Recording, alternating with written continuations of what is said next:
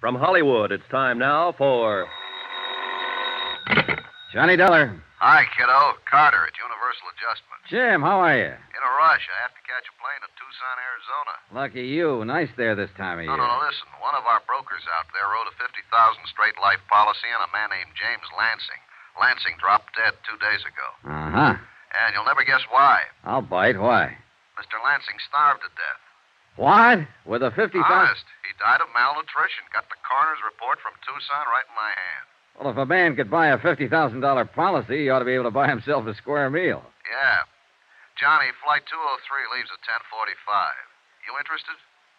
See you at the airport, Jim.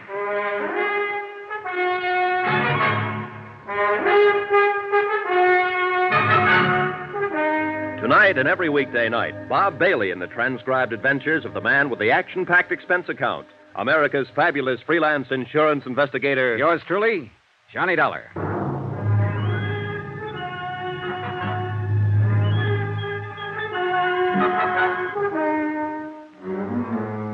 Expense account, submitted by Special Investigator Johnny Dollar to the Universal Adjustment Bureau, Home Office, Hartford, Connecticut. The following is an accounting of expenditures during my investigation of the Lansing fraud. Expense account item 1, $178.13. Cost of plane ticket, Hartford to Tucson. I shaved, showered, packed, and got out to the airport in time to have breakfast there. Jim Carter found me at the cashier's cage. Hey, kiddo, you won't need a coat out there in that desert country. As usual, Jim Carter was bigger than I thought. A man who stands 6'5" always is.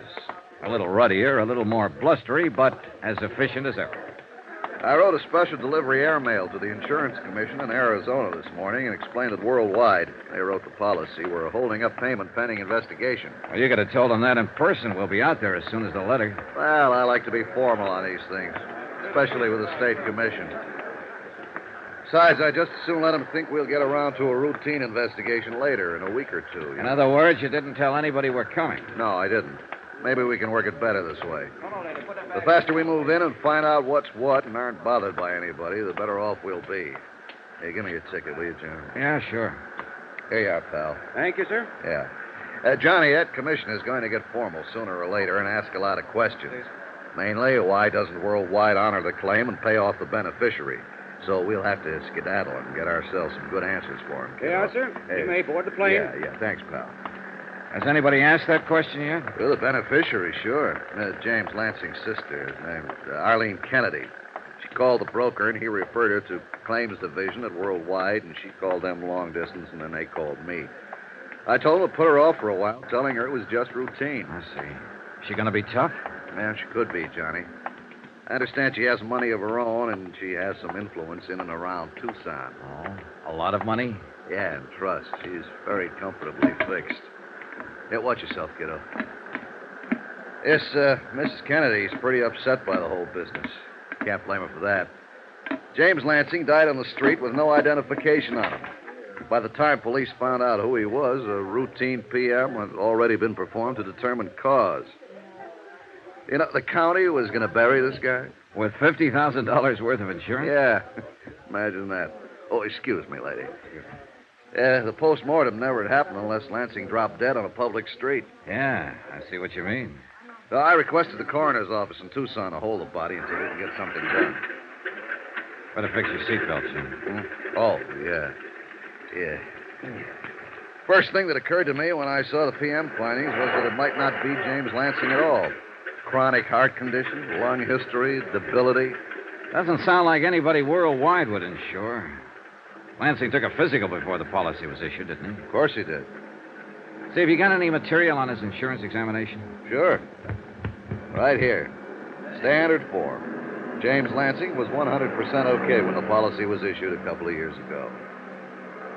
Malnutrition, lung history, chronic heart. Hey, how could he get in that bad shape in 2 years? That's a pretty good question, Johnny. I bet the answer is going to be great. Yeah. What's the examining physician's name? Let me see. Examining.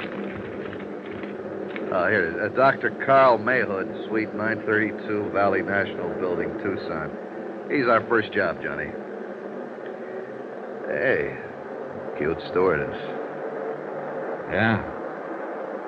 Well, back to business, kiddo.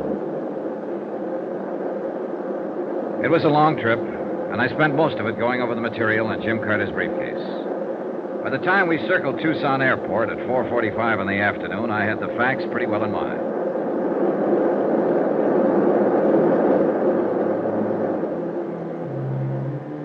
Expense account item 2, $350, cab fare, Tucson Airport to the Pioneer Hotel.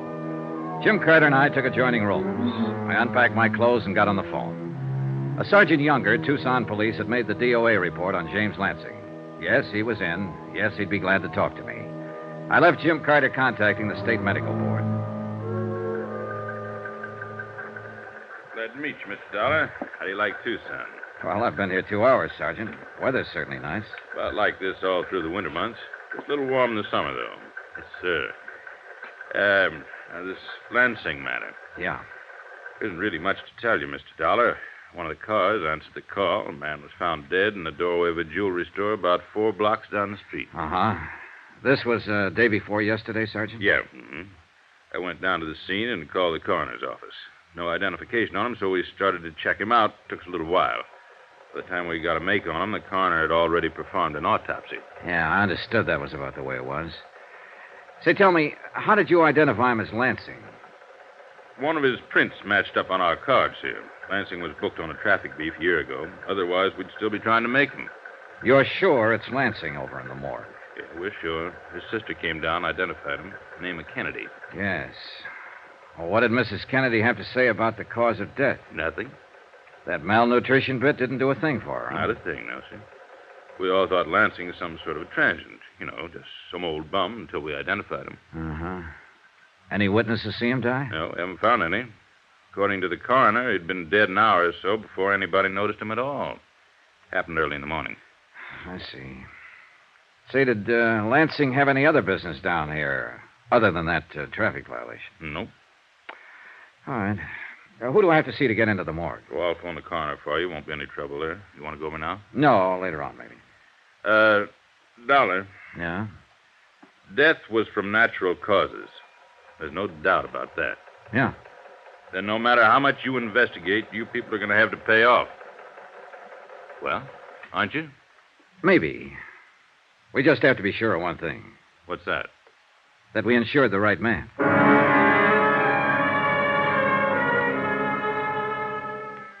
By the time I finished with Sergeant Younger, it was 6 o'clock. I phoned the hotel, and Jim Carter, busy and efficient as always, had already gotten the vital statistics on Dr. Carl Mayhood. Northwestern University Medical School, 1940. Army Medical Corps, 1941 to 45. Dr. Mayhood's license to practice medicine in Arizona was issued in June of 1946. Married, 2 children, income and practice, according to Carter, was average. In person, Dr. Mayhood was a tall, blond man in his late 30s. He looked like he needed a week's rest and a few laps. Day and night. You have an alarm clock around the house, Mrs. Garland? Well, use that. Yes. Goodbye. Yes, sir? Dr. Mayhood, my name's Johnny Dollar. I'm from Hartford. I represent the Adjustment Bureau handling a claim for worldwide insurance. Well, what does that mean? I'm an investigator. So? July 14th, 1953, you examined a man I'd like to get some information about. I hope this won't take too long. Was it an insurance examination? Yeah. The man's name was James Lansing. Do you happen to remember him? James Lansing. No, I can't say that I do remember him, Mr. Dollar. What about him? Well, I'd like to show you the standard examination form first. Is this your signature? Hmm. Is that your signature, Doctor? I suppose so, yes. I don't know. Aren't you sure? Well, how many people are certain of their signatures? It looks like my signature, Mr. Dollar. I can't say for sure if it is or isn't. All right, what about these? Are these notations on the form in your handwriting? I would think so.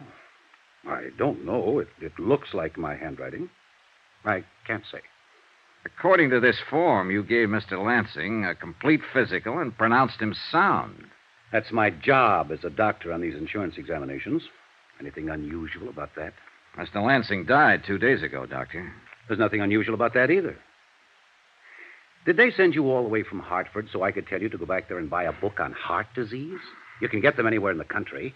The simplest kind. Not even a doctor's book. Read it. Know it. And don't take up my valuable time. Now, let me have that. Sure. This patient Lansing was 41 years old.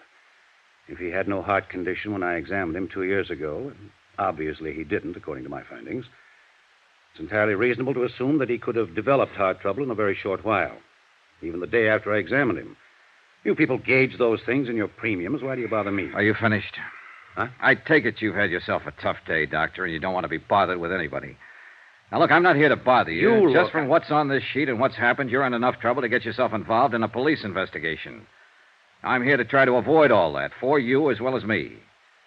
And please don't lecture me on heart trouble, incidentally. We know the statistics by age, race, color, climate, state, religion, occupation, geographical area, and sex.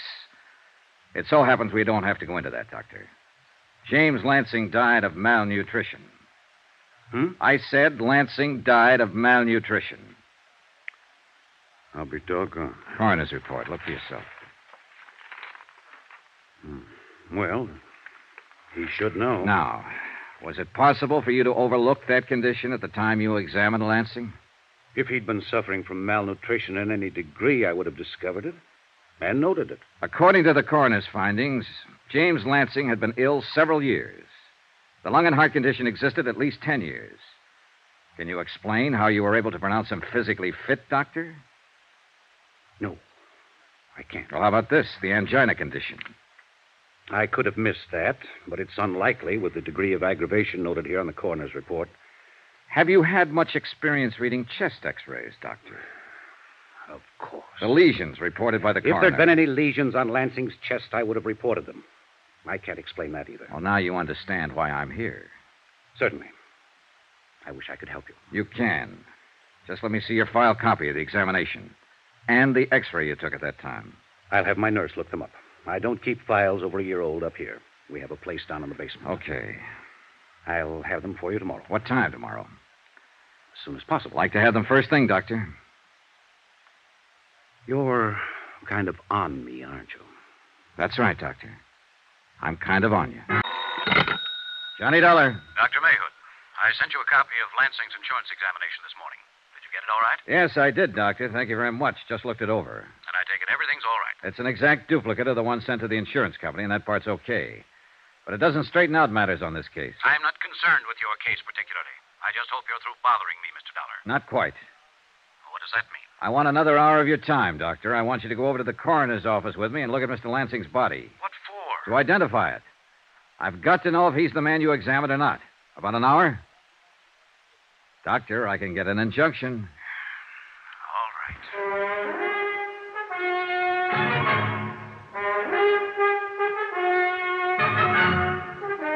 Tonight and every weekday night, Bob Bailey in the transcribed adventures of the man with the action-packed expense account, America's fabulous freelance insurance investigator. Yours truly, Johnny Dollar.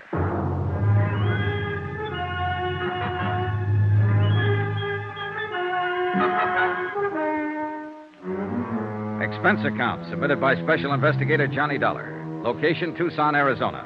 To the Universal Adjustment Bureau, Home Office, Hartford, Connecticut. The following is a further accounting of expenditures during my investigation of the Lansing fraud. Or was it a fraud? Expense account item 3, $10, loan. To Jim Carter, who was working with me on the case. Thanks, buddy. I'll pay you back as soon as I can cash a check. Been so busy, I haven't had time. How's your doctor friend? Well, I'm going to pick him up pretty soon and go over to the coroner's office. I want him to look at James Lansing and see if he's the same man he passed on the insurance examination 2 years ago. Either we insured the wrong man or Dr. Mayhood examined the wrong man. I don't know which. How have you done so far? Well, besides what I told you yesterday about Dr. Mayhood? Yeah. Well, he's in healthy financial shape. Not good or bad, but, healthy. His house halfway paid for. He owns one car outright and has 8 months to go on another one. All of which doesn't mean anything if he phonied up an insurance examination. Yeah, that's true, kiddo. That's true. I've been thinking. This would have worked, but James Lansing died on the street and the city performed an autopsy. Death, malnutrition. For a private physician, without an autopsy hanging over him, it could have been heart failure or most anything. Jim, I think we can do whatever we want around here. Step on anybody's toes, make any kind of noise we like. With this kind of situation to investigate, we don't have to be careful. Easy, Johnny. Lansing's body's in the morgue. There's no doubt that it's him, Exhibit A. But we aren't sure that his $50,000 policy was issued legitimately. What are you getting to? Call the State Insurance Commission, Jim. Let them know we think this is a bad one from top to bottom. Let them know that so that when the beneficiary starts to complain, they can tell her. It might scare her and whoever helped her into being more ridiculous than they've been already. I'm going to hold off, Johnny. Why? Until I see how you and Dr. Mayhood make out at the morgue. Expense account item 4, $2, cab fare. From my hotel to the Valley National Building. I picked up a scowling Dr. Mayhood, and we drove over to the coroner's office. Mr. Dollar, this is a waste of your time and mine. Sorry to inconvenience you, Doctor, but it's necessary. I suppose so. And I suppose you have a job to do. But I have a job, too. Mr. Franks, the insurance broker, telephones me and says he's sending over a man for a physical. I do the physical. It's immaterial to me whether the man I examine is qualified for insurance or not. My job is to examine him. It's up to the insurance company to determine... Yeah? Johnny Dollar, this is Dr. Mayhood. I believe Sergeant Younger phoned. Yeah, this way. Dollar, it's up to the insurance company to do what they want to about the examination. I understand all that, Doctor. Then don't ignore it with your high-pressure tactics. Because examination is the only part I have to do with this business. I examined a man named James Lansing 2 years ago. You have a copy of my findings on that examination. I stand on them. And don't forget it. I don't forget for 1 minute. Nor do I forget that what you found and what an autopsy surgeon found are completely different opinions on Lansing's physical condition. Here we go, boys. There's the body. Pull the sheet back, please. Yeah. Well, Doctor? I called my lawyer after you called me today. I won't be intimidated, Mr. Dollar. You aren't being intimidated, Doctor. You're being asked to cooperate. Then maybe I don't like the way you asked for cooperation. My attorney will be in my office to represent me if you bother me any more about this. You want to look at this body? Your attorney can't refute what's already been established, Doctor. You pronounced James Lansing in good physical condition 2 years ago. An autopsy report shows that when he died 2 days ago, he was in very bad physical condition.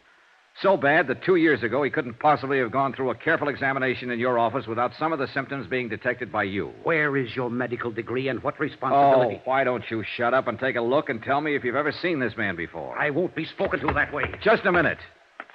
I'll get an injunction and I'll charge malpractice and negligence if I have to. Oh?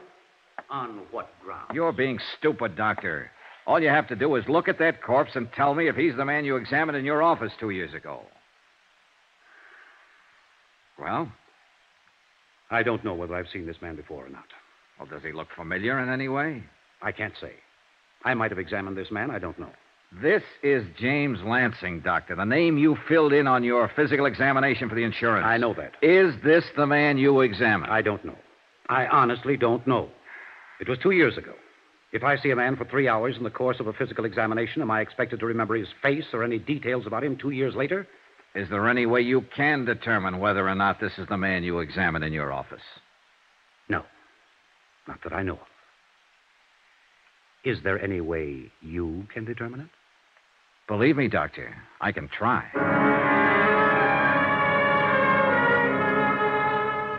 And I did try. That afternoon, over the protest of Dr. Mayhood, I took all of the personnel connected with his office down to the morgue. A nurse, a receptionist, the x-ray technician, and a laboratory worker. None of them recognized the body of James Lansing. Expense account item 5, 10 cents, one phone call to Jim Carter, who'd spent the day preparing the necessary forms for the insurance commission and gathering data on Lansing's beneficiary. You think Dr. Mayhood was in on it? He's too mad, too belligerent, Jim. You don't sound too sure. Well, and maybe he just strikes me as an inept doctor. Well, let's say Mayhood's way down on my list. He examined a man who said he was James Lansing. It could have been anybody. All right, we'll let it go that way for a while. Any ideas? I'm on my way out to Lansing's old address. He had an apartment on the other side of town. I want to see how he's lived out there. Still want me to go ahead with the insurance commission? Yeah, go ahead.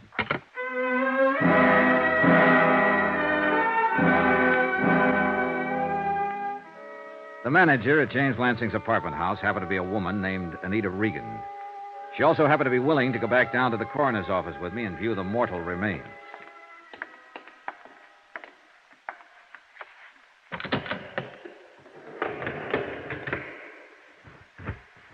There you are. Oh, Have you ever seen this man before, Mrs. Regan? yes, sir. That's Mr. Lansing, apartment 34. You're positive? Oh, yes. I've seen him every day for almost 2 years. Okay. Want to smoke? I want to get out of here. Oh, sure. I don't know why I'm acting this way. He doesn't look any different now than he's looked before. I've seen him stretched out like that 100 times. What? I mean, almost like that. Out, stony. Only I guess it's because I knew he was just drunk then, not dead. Oh, I see. He was crazy carrying on the way he did. Whew. Feels good to be out in the sunlight again. Yeah. I'll take that smoke now, Mr. Dollar. Oh, sure.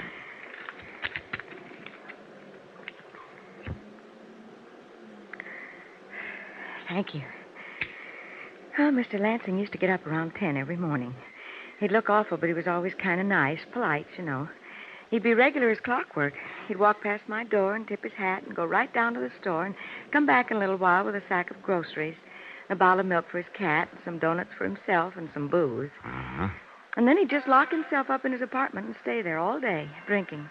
Real alcoholic, huh? Well, I'd say so. At least I wasn't surprised he starved to death. He can't live on whiskey. He was fried to the ears by noon every day, as long as I knew him. Mr. Lansing didn't work then. Well, I think he tried to sell real estate once, a long time ago. Oh? But how could he? I understand he was a retired engineer or something like that. He pays rent? Oh, yes. Always seemed to have enough money to get along. Did he have any family, Mrs. Regan? Well, I know he's got a sister living in town somewhere. What about his friends? They seem to do all his drinking alone. Say, you're from the insurance company. You should know about his family. Apparently, there are a lot of things we don't know. A man named James Lansing moved into your apartment house 2 years ago. He didn't work, but he had enough money for his rent and his liquor. He also had enough money to buy some expensive insurance. Very expensive. Somehow, he passed an insurance examination, and then he suddenly died. No one, nothing. Just one beneficiary. Mr. Dollar, you don't suppose somebody just gave him enough money to get along so he'd drink himself to death, do you? That's one way of looking at it, Mrs. Regan. Oh, that poor man. That poor man.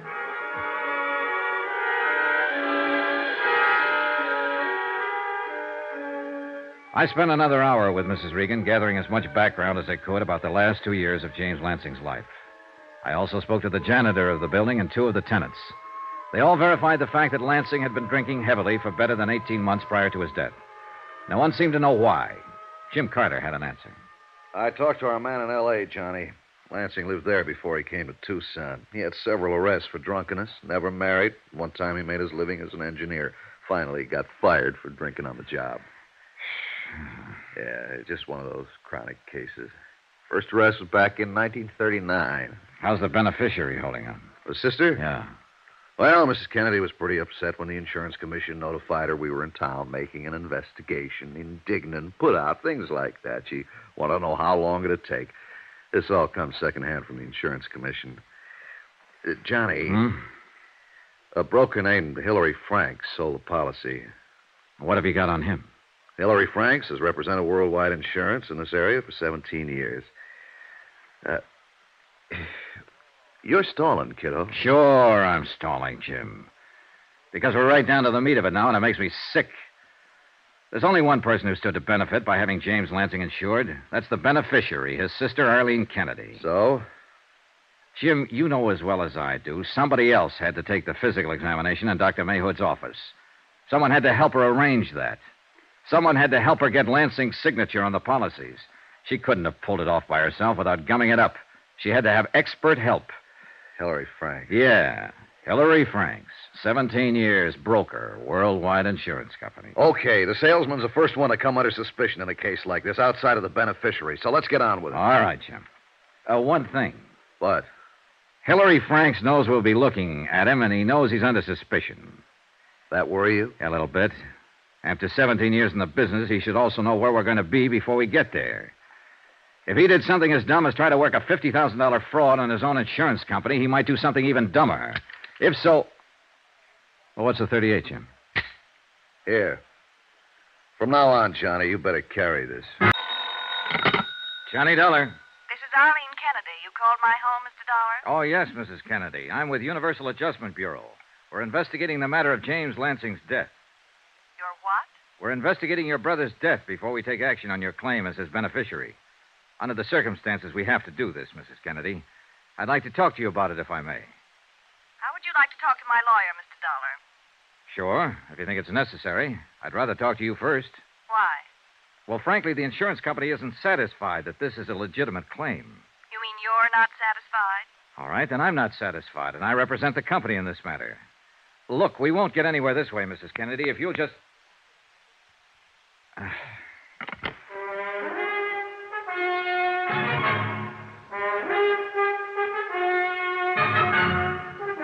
Tonight and every weekday night, Bob Bailey in the transcribed adventures of the man with the action-packed expense account, America's fabulous freelance insurance investigator. Yours truly, Johnny Dollar.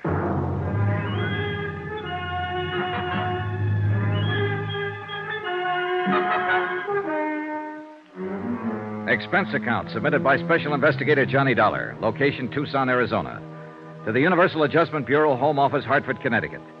The following is an accounting of expenditures during my investigation of the Lansing fraud. $50,000 worth. Expense account continued. Item 6, $10, car rental, to get to Catalina Vista, where Arlene Kennedy maintained a $55,000 home. It was a warm, sunny day, incredibly clear. I enjoyed it in my drive. However, I can't say I enjoyed Arlene Kennedy. That's as far as you need to come. What? You must be the Mr. Dollar I spoke to on the phone. If you didn't get the idea on the phone, I'll tell it to you again. I don't want to talk to you. Now, please get away from my home. We'll have to talk sometime. I don't think so. I know so, Mrs. Kennedy. I must ask you to take your briefcase and get out of here, Mr. Dollar, now. I'm sorry you feel that way. Look, my brother Jim drank himself to death. I don't know why. I just know he did it. He's dead. I'm his beneficiary. Why don't you pay me what you owe me? We will, Mrs. Kennedy, if the circumstances are right. So far, though, we have reasonable doubt. And this investigation is for your benefit as much as it is ours. I can hardly believe that. When we've satisfied ourselves one way or the other, your claim will be settled. The whole situation's cut and dry. I'm afraid it isn't. Mr. Dollar, I've had enough of this. I'll turn the matter over to my attorneys. Mrs. Kennedy, I don't carry this briefcase to impress anybody, but I thought it might interest you. I have in it a copy of the physical examination your brother took 2 years ago when he applied for his insurance policy. I have a copy of the coroner's report and the results of the autopsy. I don't care what you have. Then maybe you'd just be interested in the conclusion. We have to discredit one item or the other. That's why we can't take any action on your claim yet. Goodbye. Wait. What is it you want to know? I haven't seen my brother in well over 2 years, 3 years. I can't tell you a thing about him. Were you on good terms with him? Of course I was. I was the only one he had in the world. He left me his insurance money, didn't he? Did he leave you anything else? He didn't have anything else. I understand there was a trust in the family. He spent his a long time ago. I understand you're a widow, Mrs. Kennedy. I don't see what bearing that has. Do you have any dependents? No children, if that's what you mean. The money from the policy would have gone to you alone. Let me correct you. The money will come to me alone. I don't know what you people think you can do trying to weasel out of this payment, but I've already spoken with my attorneys, and they've advised me to sue for an immediate settlement and damages. Perhaps I can save you some fees and your attorney some time, Mrs. Kennedy. Where can I contact them? Never mind. You'll find out soon enough. I hope you won't allow them to go so far as a courtroom without speaking to me. We'll see about that, too. I don't need your advice. Now, look, I'm going to tell you exactly what I'd tell them. You can pass it on to them. Your brother could have died quietly in his bed one night, and any doctor would have pronounced him a heart failure, and your claim would have been honored without delay. But James Lansing made the mistake of dropping dead on a public street, and the police took over, and before he was properly identified, an autopsy had been performed. And I intend to sue the city for that kind of liberty. They had no right to... They had every right. An unknown man dead on the street from unknown causes. Now, don't be childish. Because of that autopsy, we know your brother couldn't possibly have passed an insurance examination 2 years ago or 10 years ago. Not with the amount of bad health he'd collected. But he did pass it. The insurance company accepted him as a client. They issued a policy, and you can't deny it. Jim came to me the day after he took out that policy and told me I was his beneficiary. You said you hadn't seen him for well over 2 years. He took the exam a year ago last July. All right, I saw him that one time. Look, I'll lay it right on the line, Mrs. Kennedy. We don't think your brother ever took that physical examination. What? Someone else went up to Dr. Mayhood's office and took it for him. Someone who could pass it. Mrs. Kennedy, we aren't fools, and we don't like to be fooled. Now, we're going to find out who that someone was and how it was done. We're used to all sorts of tricks in this business and all sorts of bluffing, too.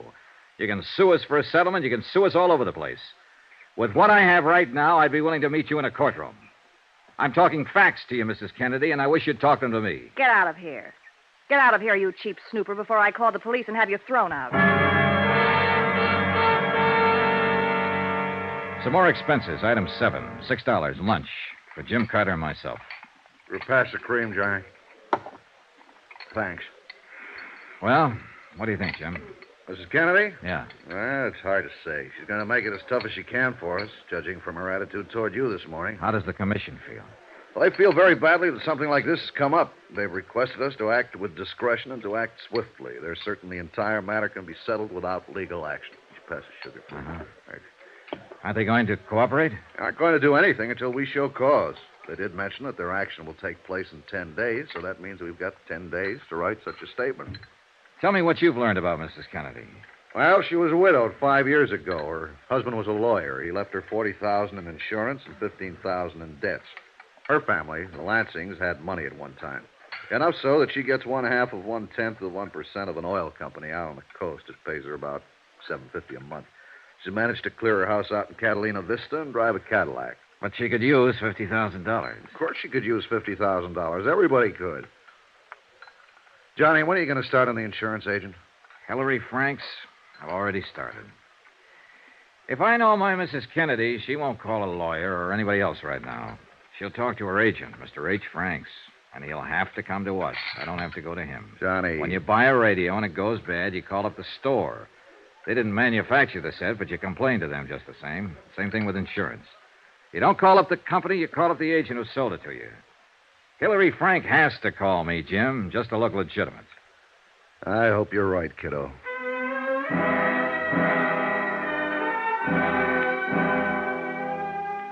After lunch, I went back to my hotel room and opened up the file Jim Carter had collected on Hillary Franks.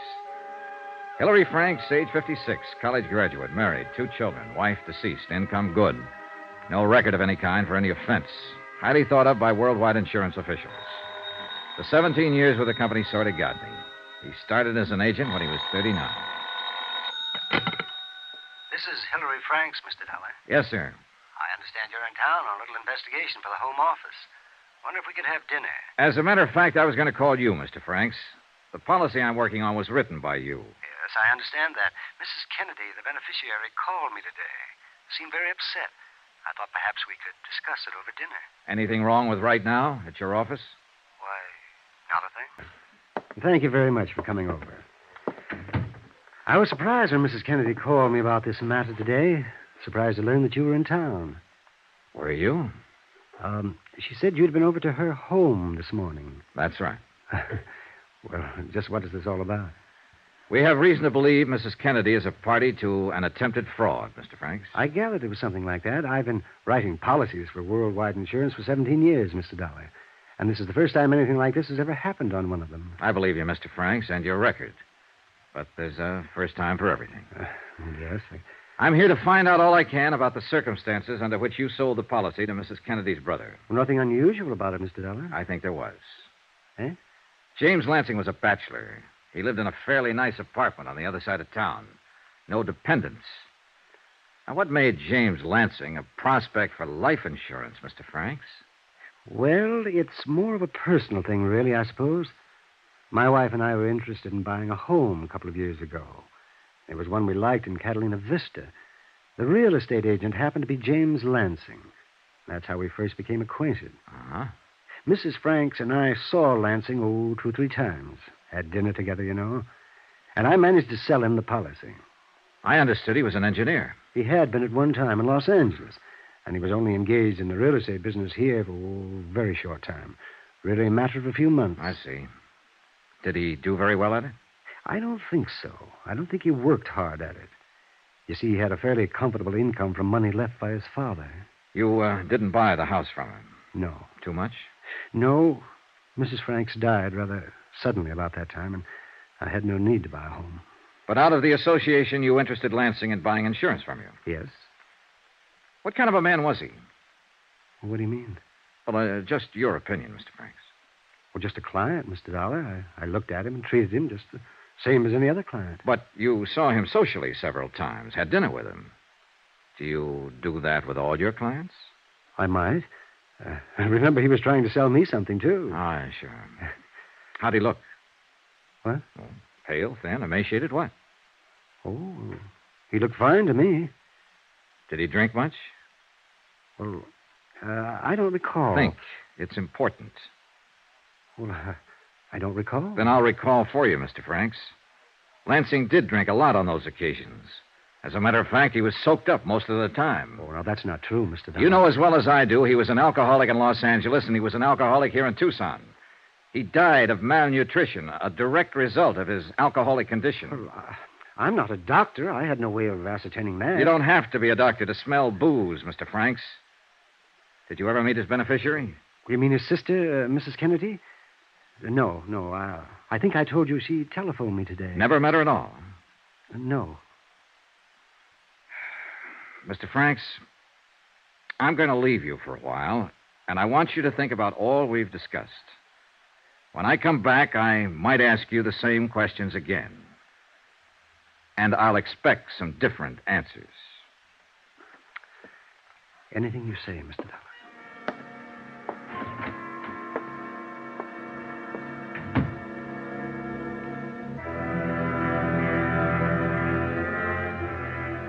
Hillary Franks, 17 years insurance broker, was a bad liar. He was worse than that. He was a stupid, awkward, unprepared liar with no idea of what he was up against. He knew I was going to get him and get him good, and he didn't know what to do about it. I almost felt sorry for him. Johnny Dollar. Jim Carter, Johnny. Hi. How'd you make out with Hillary Franks? The agent who sold the policy? He's worried, he's scared, and he's already doing everything wrong. I left him about an hour ago to think things over. Mrs. Kennedy's fighting back. What do you mean? Her lawyer served notice on us an hour ago to pay up on the policy or else. Just a bluff. Yeah, but this wasn't. She got a court order and made the coroner release her brother's body. She took it right to the crematorium. Exhibit A is a pile of ashes by now. Uh-oh. Her next step is to contact the State Insurance Commission and have them order us to pay off or show cause. We'll have to act fast. Maybe I better go back to see Mr. Hillary Franks.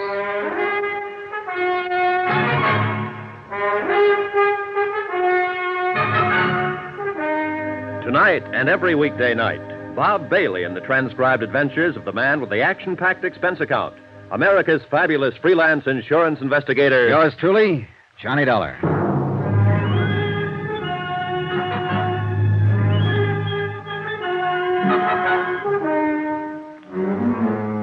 Expense account submitted by Special Investigator Johnny Dollar. Location, Tucson, Arizona. To the Universal Adjustment Bureau, Home Office, Hartford, Connecticut. The following is an accounting of expenditures during my investigation of the Lansing fraud. $50,000. And by now I was sure it was fraud. Expense account, item number 8, $5. Stenographic services. I dictated a hastily composed letter to the State Insurance Commission advising them that Worldwide was withholding payment on the claim of Mrs. Arlene Kennedy pending a complete investigation of the circumstances of her brother's death. I enclosed copies of the original physical examination and the coroner's autopsy findings, pointing out that in our opinion it was impossible for James Lansing to have successfully passed an insurance examination in the first place. I enclosed copies of statements from the examining physician, Dr. Mayhood, and the members of his office staff, all of whom were unable to identify the body of James Lansing.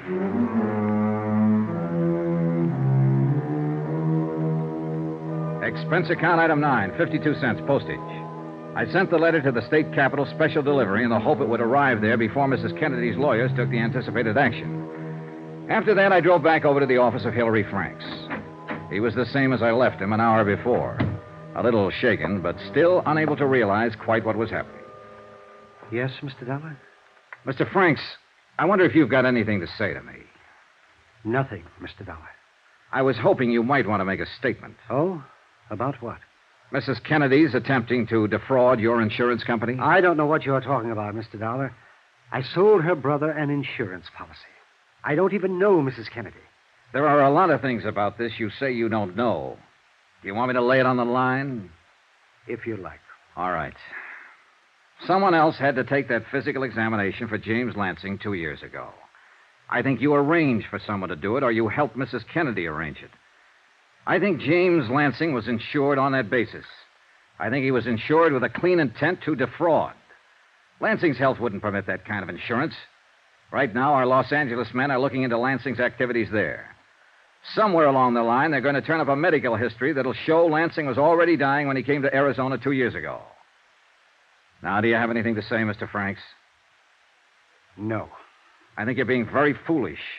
If it isn't clear how serious this can be with you, it's noted that you arranged for Lansing's physical examination. There's nothing incriminating in that. How well do you know Dr. Mayhood? Oh, slightly. The physician is supposed to be an impartial third party.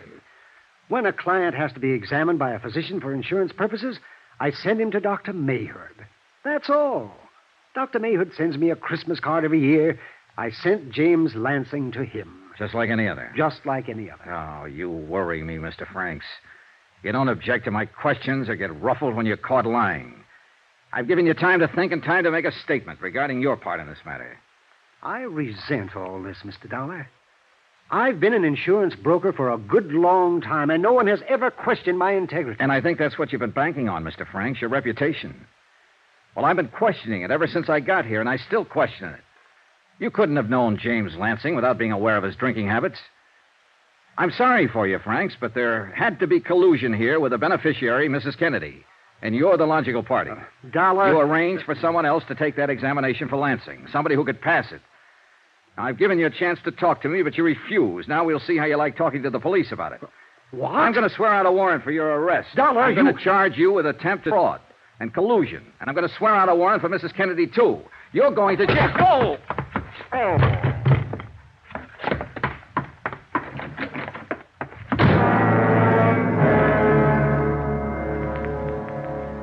In the 3 minutes it took me to recover from the blow from the paperweight and get my breath inside of me and my feet under me, Hillary Franks was well out of the way and out of sight. About that time, Jim Carter walked in. Hey, what happened to you? Hillary Franks. He got scared, swung a paperweight at me, and beat it. Well, if he's playing rough, I don't want to take any chances. No, put that phone down. He hasn't admitted anything yet. Smacking you on the side of the head is admittance enough for me. No, I want a statement. I think I can get one. You have to find him first, and he's running. He won't run far, Jim. What makes you so sure? Hillary Franks doesn't know how to run.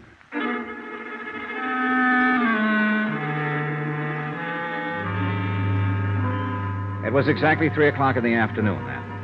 At 3:25, I was back out in Catalina Vista knocking on a familiar door. And the same familiar things began to happen all over again. What do you want? I'm here to tell you about the trouble you're in, Mrs. Kennedy. Hillary Franks gave it all away. Gave what away? Who's Hillary Franks? What are you talking about? About that insurance policy that was written up and issued in your brother's name. You're the one who stood to gain most by your brother's death after having someone else take an insurance examination for him. But you had to have help to pull it off. Hillary Franks helped you. For what reason or how you got him to do it, I don't know. But I do know a man with a 17-year record as insurance broker is ruined. You're crazy. I don't know anybody named Hillary Franks. Now get out of here. Oh, stop it, will you? I told him how he stood in this matter a half hour ago, and he socked me with a paperweight and beat it. I've had about enough But of he you, isn't going to run far. Principally because he doesn't know how to run, Mrs. Kennedy. He'll cool off, and he'll begin thinking about all this business in a new light. A few minutes ago, it dawned on him what he'd done. He'd kicked his whole lifetime right out the window. He'd been found out. He's lost all around. And he's going to be mad about that. And you're the one he's going to be mad at because you got him into it. I told you I don't know anybody named Hillary Franks. That's the last time I'll say it. He'll probably want to kill you, Mrs. Kennedy. What? I said he'll think about all this, and he'll probably want to kill you. Do we talk now? I don't see why. I've done nothing wrong. Who did you get to take that physical for your brother? I don't know what you're talking about. You got your brother drunk enough to sign the insurance papers, didn't you? I had nothing to do with my brother taking out life insurance and naming me his beneficiary. That was his business. Now that he's dead, it's my position to receive the payment. That's all. Okay, Mrs. Kennedy. We'll get it all from Hillary Franks. Yes, why don't you do that? In the meantime, I hope you sleep well, knowing what you've done. You'll never be able to prove any of these things you're saying. Never.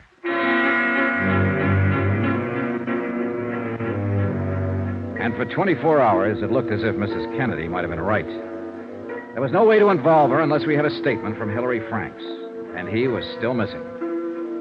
I set up a watch on Mrs. Kennedy's house, and Jim Carter kept an eye on Hillary Frank's place. About 10 o'clock that night, Jim Carter drove up.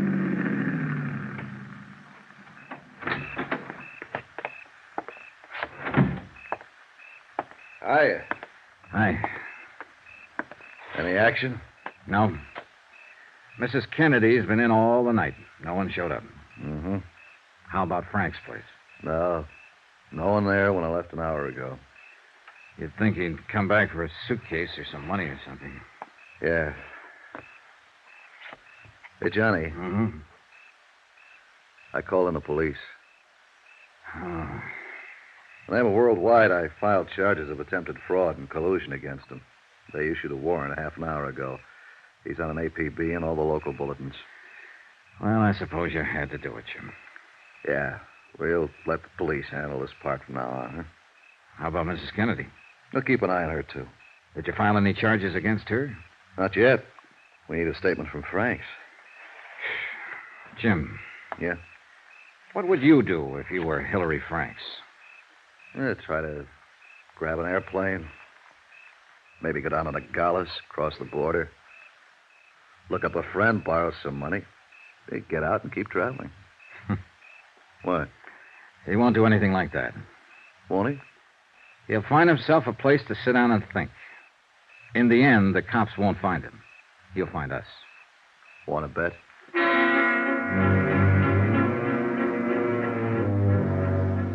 By the next morning, the police had still been unable to locate Hillary Franks. I left Jim Carter in the room on a long-distance call to the Insurance Commission, advising them of the events up to date. Drove out to Hillary Frank's office. I noticed 2 police officers loitering across the street as I walked in the front door. Yes? How do you do? Are you another policeman? No, I'm not. Have they been bothering you a lot? If you aren't a policeman and you know all about this, what do you want? I want to help Mr. Franks if I can. I'm Johnny Dollar, Universal Adjustment Bureau. You're his secretary? Yes. How long have you worked for him? 12 years. Do you like him? What? He's always been a fine man. I don't believe any of these things about him, and I don't see What's why... your name? I think he said Maria? Maria Vano. Maria, I'm not going to ask you any questions about Mr. Franks. I know enough about him now for my purposes. The rest he can tell me himself. Maria, I may be able to help him stay out of jail. I can do that if I talk to him. Well, how My name's Johnny Dollar. I'm at the Pioneer Hotel. Remember that. But Mr. Dollar... I don't know whether he's phoned you yet or not. A man like that's going to need help, money. I'm not asking you if he's contacted you. But listen to me carefully. If he does phone you or contact you in any way, ask him to phone me. If you ever respected him or if you want to help him now, please ask him to telephone me. Thanks.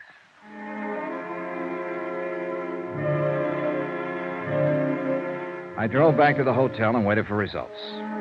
Another 12 hours went by. Hillary Franks was still missing, and Mrs. Kennedy was still refusing to admit anything. Finally, about 11 o'clock that night, my phone rang. Johnny Dollar. Hello. This is Hillary Franks. Where are you?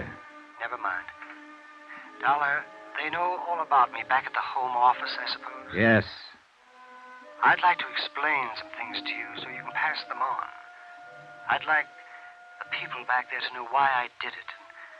Well, before I leave town... You won't get far. The police are looking for you. Oh, I can get away all right. Mr. Franks, Worldwide doesn't want to prosecute.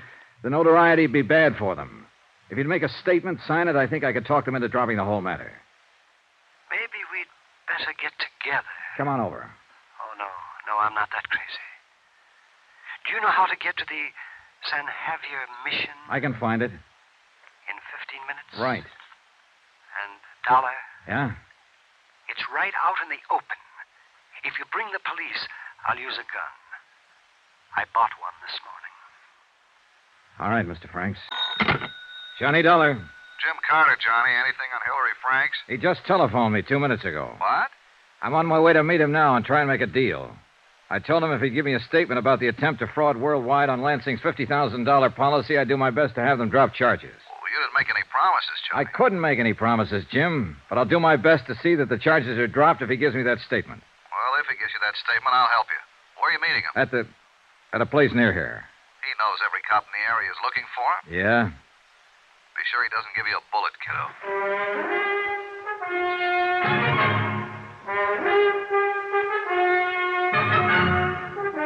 Tonight and every weekday night, Bob Bailey in the transcribed adventures of the man with the action-packed expense account, America's fabulous freelance insurance investigator. Yours truly, Johnny Dollar.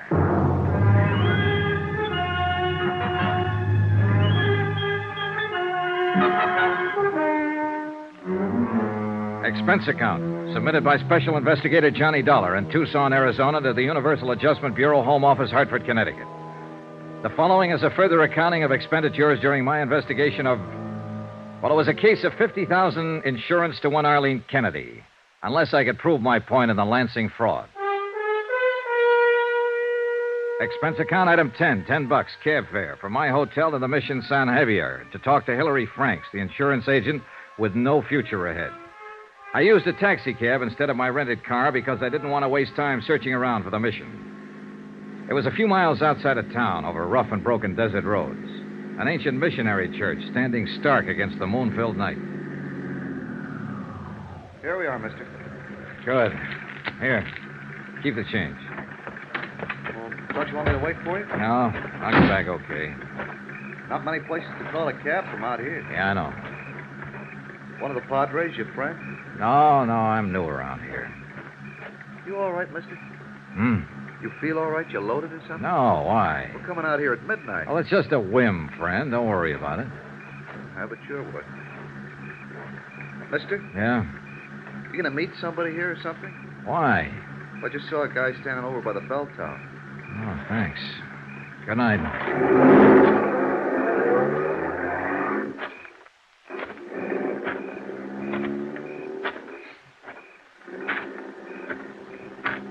Over here, Mr. Dollar.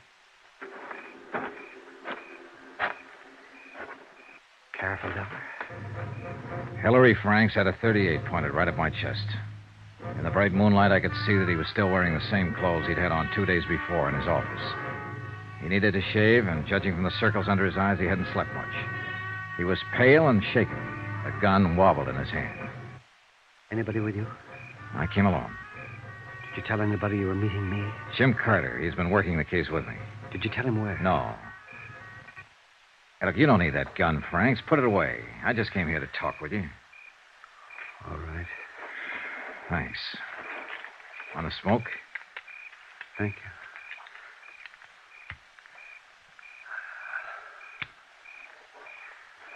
Why did you talk to Carter? What did he say? He said he'd help me try and have the charges dropped against you if you give us a statement. Now, you have two of us on your side, Mr. Franks, if you want to cooperate. Do you? I want to straighten out what I can, Mr. Dollar. Well, now's the time to do it. What was your deal with Arlene Kennedy, James Lansing's sister and beneficiary? I met Arlene Kennedy right after my wife died. I guess I was very in love. Oh, that's perfectly natural. I became interested in Arlene because we had a great many things in common. So I thought. I mean, she was a widow and had no one except her brother, James Lansing, in Los Angeles. And we went together, and eventually I asked her to marry me. But she laughed at me. Why? I guess I'm not an exciting man, a witty one, or even an interesting one, Mr. Dollar. Mrs. Kennedy made me feel as though my whole life had been hopeless, useless. Raising children, selling insurance. She made me feel as though I'd miss a great deal in life unless I married her. What is it? What do you want from me? What do you want from life, I'd ask her. And she'd only laugh at me. Go on. I just can't tell you how desperate it made me feel. I loved her, Mr. Dollar. I wanted her. Did she ever answer your questions? Oh, many times. She pointed out that her trust funds pay her over $700 a month for life. And she knew that my commissions and salary as a broker came to about the same. Oh, Mr. Dollar, we could have lived very comfortably on that kind of income. But Arlene talked of traveling, of Europe, of clothes, and, oh, I don't know, things her family had been able to afford for her once, many years ago. And she said she wouldn't marry unless we could look forward to that kind of life.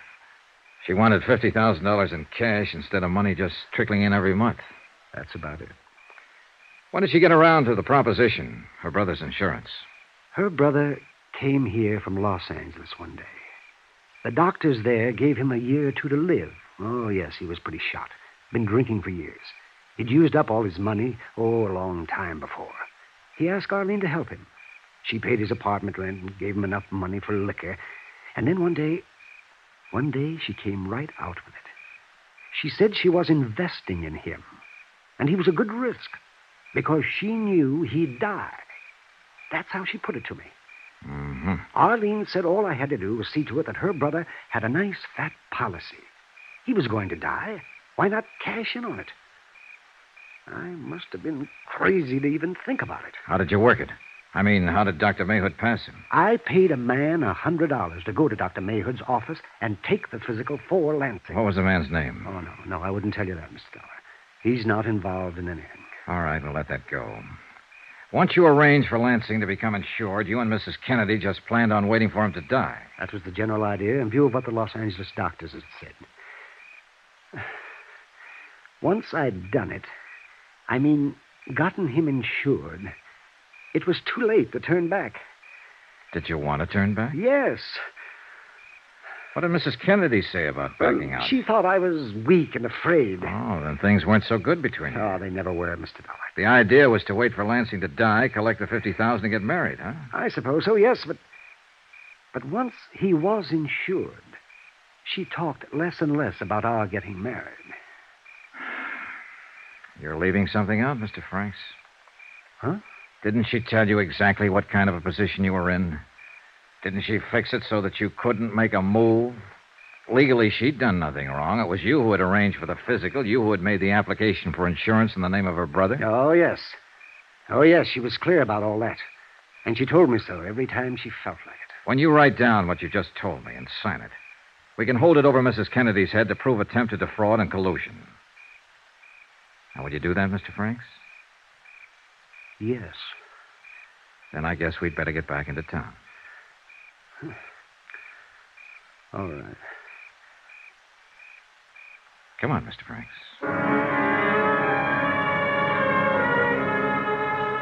We walked 3 miles over to the highway, flagged down a car, and got back to the hotel about 2:30 in the morning, got Jim Carter out of bed. Enclosed, fine notarized statement of Hillary Franks explaining his part in the matter regarding policy 678JN23L. Before he was finished, Carter had already telephoned the Tucson police, telling them that the charges were being dropped against Franks and that he was no longer a fugitive. Then he placed a long-distance call to Worldwide's president in Hartford. Jim Carter, sir. I want to ask you not to prosecute Hillary Franks in this matter. Yes, sir, he's given us a complete statement about the whole thing. I don't think we have to go any farther than that. Oh, look, the guy made one mistake, the first one in 17 years. He suffered enough for it already. Yes, sir. Dollar feels that way, too. Yes, sir. I think it's okay, Mr. Franks. All right. I thank you. What are you going to do, Mr. Franks? Well, sure, I'll never sell insurance again. I think I'll close up and just move away. Far away. Thank you.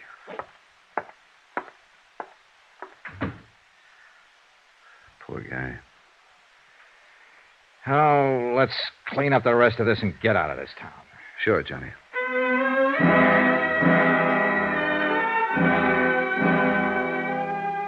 Hillary Franks pulled out of Tucson that afternoon. When Mrs. Kennedy was shown a carbon of the enclosed statement of Hillary Franks, she instructed her attorneys to withdraw the suit against Worldwide.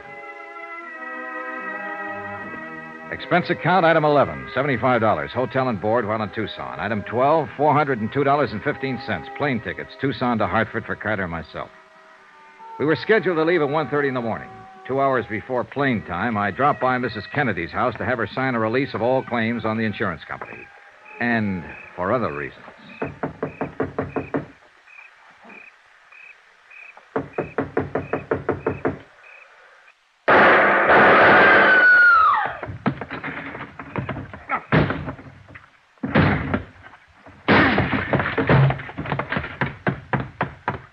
Help me, Mr. Dollar. Please help me. I carried Arlene Kennedy to the couch, and I did what I could for her. I phoned the police and told them to bring an ambulance. After that, I began looking around. I found a dark stain on the window still leading outside of the back of the house. On the floor, a blood-stained letter opener. There was no gun inside anywhere. I decided if I had been stabbed with a letter opener, it would be easier to try to make it out the back way than risk the street that was bound to be full of policemen any minute. I was right. Hillary Franks was on a ledge of rock that rose above the back of the house. I ducked behind some cactus plants. Get away from me! You know I won't. You know I wouldn't when I let you walk out this afternoon. Johnny Dollar! That's right. Now put that gun away and come on off that ledge. Get away! Go away! You missed by a mile. You don't know anything about shooting a gun. Come on down. Stay where you are. Don't do anything foolish. I'm coming after you. I'll shoot.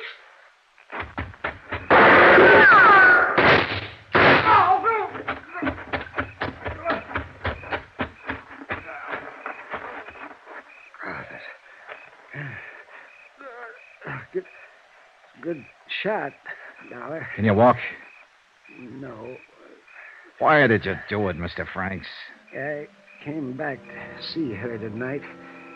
She laughed at me, said if we had gotten the insurance money, she was planning to run away with someone else. Oh. She just used me all along. Mrs. Kennedy was dead when the police got there. Hillary Franks died en route to the receiving hospital. Item 13, $15, hotel. One more night in Tucson. Expense account total, $1,121.13. Yours truly, Johnny Dollar.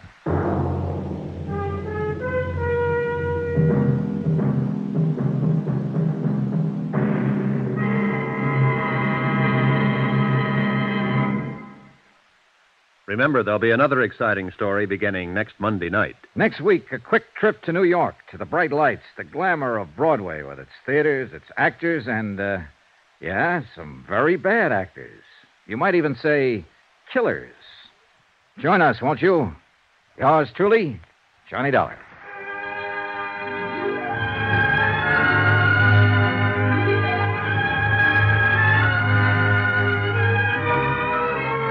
Yours truly, Johnny Dollar, starring Bob Bailey, is transcribed in Hollywood. Written by John Dawson, it is produced and directed by Jack Johnstone. Heard in this week's cast were Mary Jane Croft, Vivi Janis, Gene Tatum, Hy Averback, Barney Phillips, Russell Thorson, and Howard McNear. Musical supervision by Amerigo Marino. Be sure to join us on Monday night, same time and station, for another exciting story of Yours truly, Johnny Dollar. This is Roy Rowan speaking.